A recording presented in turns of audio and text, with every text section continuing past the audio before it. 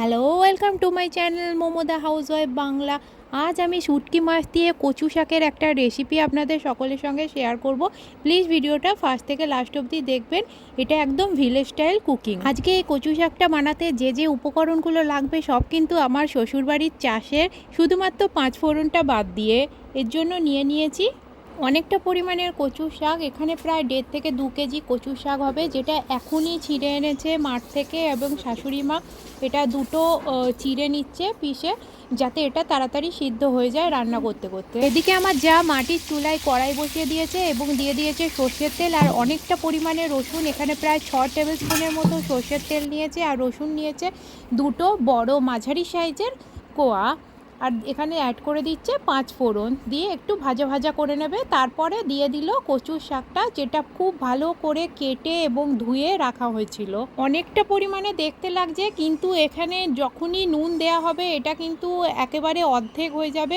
Just নুন দিয়ে ঢাকা দিয়ে দিলেই কিন্তু এটা অর্ধেক হয়ে যাবে। দেখতে থাকুন ভিডিওটা। প্রথমে ঘরে গুঁড়ো করা লঙ্কা গুঁড়ো দিয়ে দেওয়া হলো 2 টেবিল স্পুনের মতো। এবার দিয়ে দেওয়া হবে স্বাদ অনুসার নুন, এবং দিয়ে দেওয়ার পরে এটা আস্তে আস্তে করে কিন্তু নেড়ে ঢাকা চাপা দিয়ে কষিয়ে নিতে হবে। উনানে ওটা হতে থাকছে, আর এইদিকে আদা বেটে নিচ্ছে। এখানে কিন্তু অনেকটা পরিমাণে আদা লাগবে।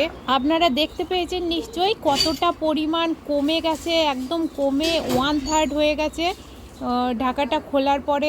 এই রান্নাটা কিন্তু খুবই সুস্বাদু হয়, ভীষণ টেস্টি। আমি এটা খেতে খুব পছন্দ করি, স্পেশালি আমি এলেই ওরা এটা বানিয়ে থাকে।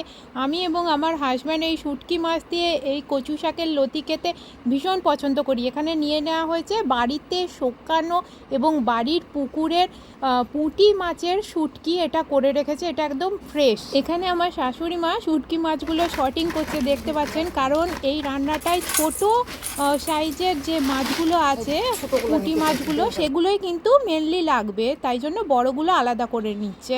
এদিকে আমার যা দুটো মাঝারি সাইজের টমেটো বড় বড় পিস করে কেটে নিয়েছে এবং ওটা অ্যাড করে দিচ্ছে এবং ভালোভাবে কষে নেবে টমেটোর সঙ্গে।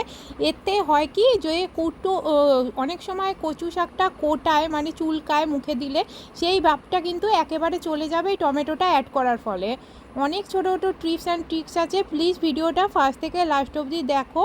আর দেখো এখানে অ্যাড করে দিচ্ছে সর্ষের তেল। এই রান্নাটায় কিন্তু একটু সর্ষের তেলের পরিমাণ বেশি লাগে। এদিকে পুঁটি মাছগুলো জলে ধুয়ে ভেজে নিচ্ছে নুন আর হলুদ দিয়ে আর সর্ষের তেল দিয়ে। এটা একটু ভাজা ভাজা করে নেবে। কাঠের জালে, মাটির উনুনে এই ধরনের রান্নাগুলো যদি তোমরা দেখতে চাও, প্লিজ আমাকে একটা কমেন্ট করে জানিও। এটা একদম এই ধরনের রান্নাগুলো ট্র্যাডিশনাল রান্না, যেগুলো আমরা শহরের মানুষরা প্রায় ভুলেই যেতে বসেছি। আর এদিকে মাছগুলো ভাজা হয়ে যাওয়ার পরে অ্যাড করে দেয়া হলো ওই শাকটা, যেটা আগে কষে রাখা হয়েছিল, আর সাথে সামান্য পরিমাণে জল অ্যাড করে দেয়া হলো। আবারও মিনিট 5 মতো কষে নেওয়া হলো, এবং জলটা সম্পূর্ণ শুকিয়ে যাবে এবং চারপাশ থেকে যখন তেল ছেড়ে দেবে তখন বোঝা যাবে রান্নাটা কমপ্লিট হয়েছে। দেখুন ভীষণ ভীষণ টেস্টি হয় এটা, আমি খেয়ে দেখেছি, আবারও বলছি আপনারা একবারও হলে ঘরে বানিয়ে দেখুন। আর ভিডিওটা যদি ভালো লাগে প্লিজ একটা লাইক, শেয়ার ও সাবস্ক্রাইব করে দেবেন। Thank you.